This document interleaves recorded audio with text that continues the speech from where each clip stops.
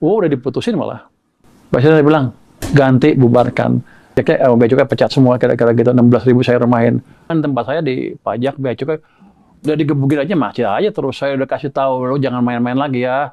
Lu dimonitor, tetap aja main. Lu punya istri baru, lu dimonitor juga, main aja tetap. Akhirnya ditangkap. Pas ditangkap, belaga jadi orang baik.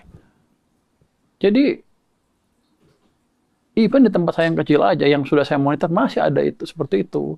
Jadi tempat saya sekarang, saya main kasar aja. Kalau saya curigain, gua kotakin aja, gua nggak periksa-periksa lagi. Baru mereka sekarang tertib. Pajak tumbuhnya sekarang pada 23%, tertinggi selama ini.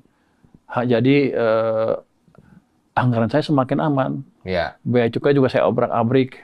Yang ribut-ribut saya pindahin. Apa aja Pak yang Bapak temukan di Bea Cukai yang Bapak obrak-abrik itu apa aja, kelakuan-kelakuan apa aja Pak? Jadi yang under invoicing sebagian orang terima uang.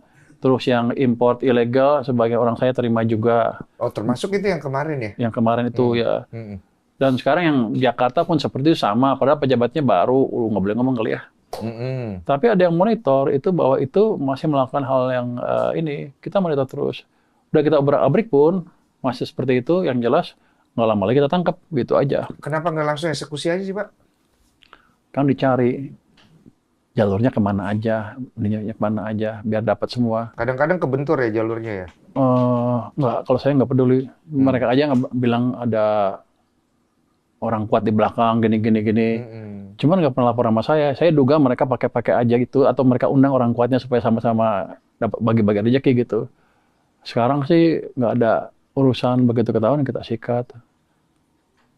Jadi Bea Cukai udah saya obrak-abrik eselon 2 saya ganti semua, yang bagus-bagus, yang tadinya itu saya pindahin ke daerah.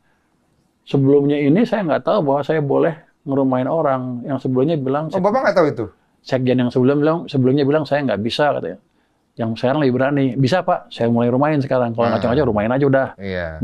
Saya nggak usah pusing cari dosanya, rumahin aja. Iya. Itu utama. Kenapa? Kalau udah di rumah, disiplin kan? efek disiplin di rumah dan orang lihat saya nggak main-main. Kalau cuma muter-muter, saya semuanya misalnya jahat ya cuma pindah tempat aja. Ada Bapak dia main-mainin. Karena habis Bapak tegur, besok dilakuin lagi. Iya. Atau bagi-bagi rezeki. Oh iya. Jadi satu. Pernah Pak ditawarin?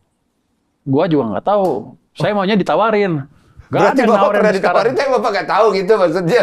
Saya nggak tahu kenapa nggak ada yang nawarin saya.